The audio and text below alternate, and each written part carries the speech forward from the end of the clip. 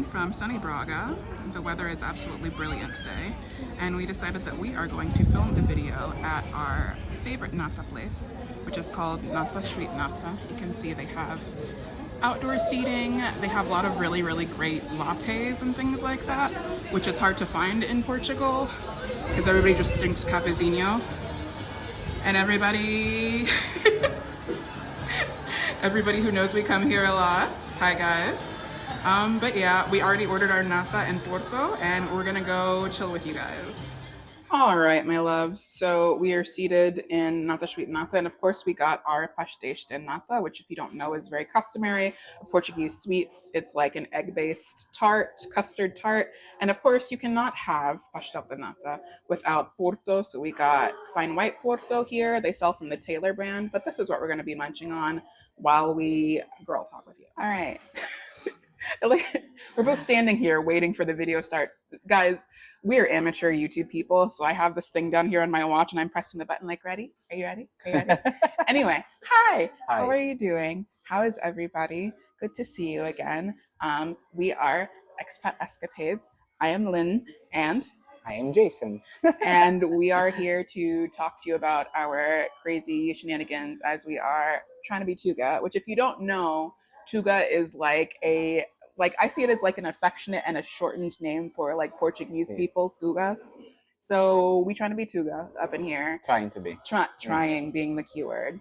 But today, since we had two very like serious videos for our first two videos, we decided that we are just going to kind of girl talk with you as we eat pastéis de nata and vinho de Porto, nice vinho de Porto. Yes. So what are we going to talk about, Jason?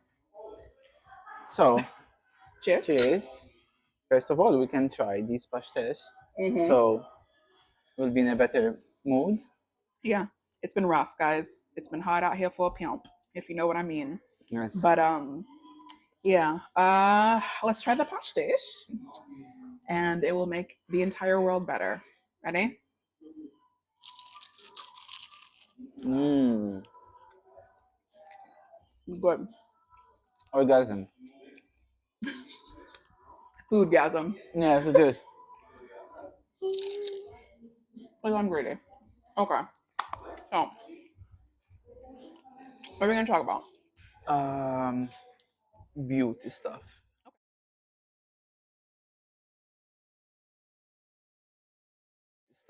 Okay. We will talk about beauty stuff, which I think is pretty important to know because I tried to carry over my beauty routine from the United States to Portugal, and there was a bit of a learning curve, and I had to figure shit out. And this over here is like the skincare and beauty guru. So, actually, you know what? I'm gonna let you go first, and you talk about like skincare and beauty care because I don't know shit about it. I'm just learning at the tender age of 35. So tell us how the face looks like that guy's.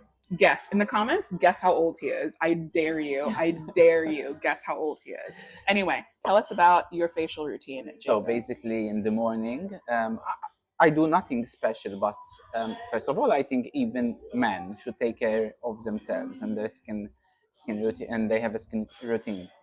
What I do, Lindsay, it's just first cleanse, okay? And then I use tonic just to close the pores.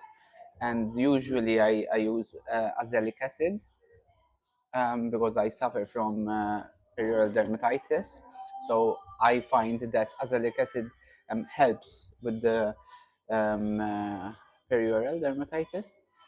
And I use sunblock.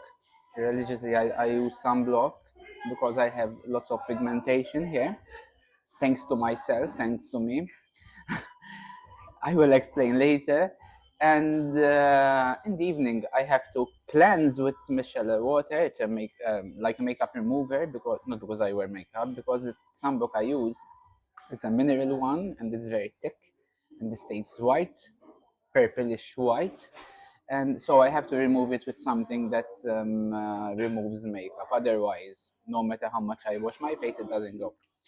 And then I use Tretinoin 0.5 for 3 days a week.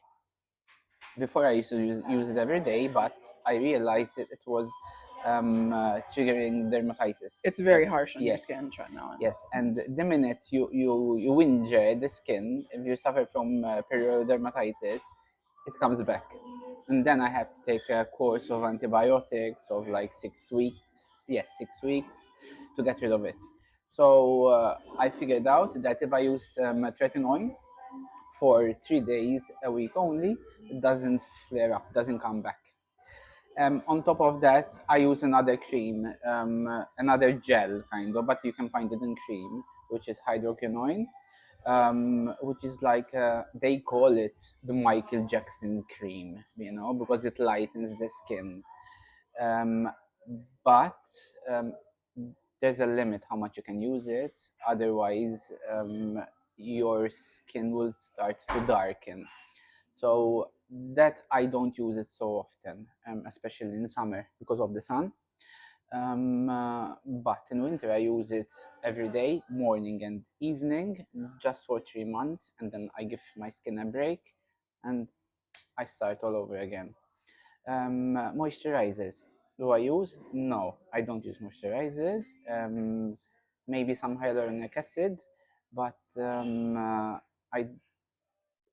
I think when I used to use moisturizer, it used to trigger again the dermatitis, which also fluoride can trigger dermatitis. That's all I think. But I do lots of things like microneedling and PRP. I love skincare. So you have to tell us what PRP is? PRP is they take the blood, they put it in a centrifuge, it turns, it goes around, and it separates plasma from the other cells, and then they inject it back into the skin. But aside that, I like to do PRP with microneedling because I feel I believe the results are better. So what they do is inject the PRP, the solution that comes out from your own blood, which cannot trigger anything because it's your own blood, And after they inject, they put the serum like on your face, and they pass the microneedling, the dermapen or whatever, all over your face. It's important that you use sunblock afterwards for 4 to 5 days. Otherwise, you can get really, really burned. Of course, this is my regime. I'm not a doctor. I'm not a specialist. So doesn't apply. It can. How can I say, Lindsay? It's just, it's just what he does. It doesn't mean that everybody has the same type of skin. Everybody should have the same routine. He's just saying what he does to look like that. Yes. And have you shopped around or found anybody that does the microneedling or the To be fair, in Braga? yes, I did. Okay. I did. I haven't been so far because I was very busy with other things. But I think I'm going to give it a break for now, and I'm going to start again in winter when the sun subsides a bit because it's too hot. The UV is too high, so I don't suggest anyone does microneedling in summer. Yeah. And I don't think they do it in summer because the sun will damage your skin, probably. It would be even worse. Yeah. Well, okay, my skin doesn't look as good as Jason's, and I'm not as into skincare and technical stuff as Jason. In fact, up until very recently, I used to have pretty bad skin. I'm not talking horrible, like cystic acne, but I had like very persistent adult acne. Like I would always have 4 or 5 pimples on my face. If I can find a picture and figure out how to insert it, I will insert it here, but I'm not making any promises because I'm an amateur video editor. So if I don't insert the picture, just imagine me, but with like 5 spots, huge spots prominently on my face, because that's where I used to be at. However, once I came to Portugal and I can all of a sudden afford healthcare, I got a dermatologist and she put me on a regimen of tretinoin pills. So you can actually take tretinoin internally And she also put me on something called espirolectina, is what it's called in Portuguese. I'm not sure what it's called in English, but it's, I think, don't quote me. I am not a medical professional, but I think it's a type of like antibacterial, antifungal, or something like that. There's an earthquake here, guys. Sorry, no, I'm kidding. But it like kind of works to get rid of the bacteria that cause acne. And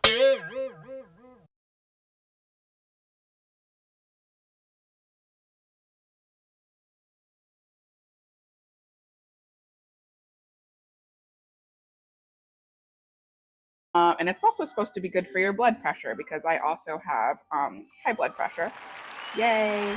And it's supposed to help with your blood pressure going down as well. But I'm on a regimen of those two pills and also some external creams. I think one of them is acne and one of them is, it starts with a D. God.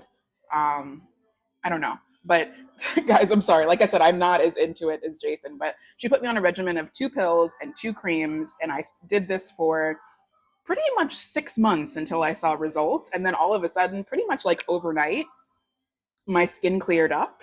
And my dermatologist tells me that it's one of those things where you take it for a year and it keeps working afterwards. So I hope that it continues to work. And on the other side of that, I found myself able, like I said, in Portugal, I can not only afford, you know, medical care to go to the dermatologist and buy these medicines, but also beauty care in general is a lot cheaper here. So if you want, we can go into like a whole video about beauty regimens, but specifically talking about skincare. Cheaper than the States. Yes, cheaper than the States. Okay. Also, guys, let me put a disclaimer on here. When I say cheap, I am fully aware, and this is another video that we can do. We just popping out video ideas left and right. I am fully aware that Portugal is not super cheap for Portuguese people. Like, I know this, and it's something that I think both of us lament very heavily, and we can do an entire video about that. When I say it's cheap, I'm talking about in comparison to my life in the United States, Exactly. where I was living in New York City and paying over $2,000 a month for a one-bedroom apartment, and upwards of $700 a month for health insurance, and like my monthly Yes, you fees are right. were You're right. From your end, it's cheap. It's very cheap. it's cheaper. Okay, it's cheaper than my expenses in the U.S. So another thing that I can afford here, which I've literally never been able to afford in my life, is like facials. Going to the spa and getting facials and getting skincare treatments.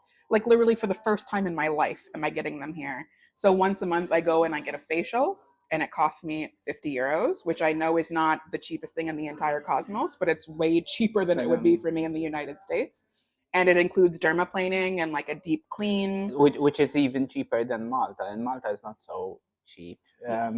You can get a facial for 50 euro, but it will be the basic like cleansing facial, dermabrasion, or it will be I think 70, 80, Okay. if I'm not mistaken. So it's still a bit cheaper.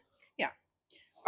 But yeah, it's for, and I feel like beauty things are kind of like a hallmark of culture here. Like women are very into all things. I mean, this And makes, men. yeah, women and men.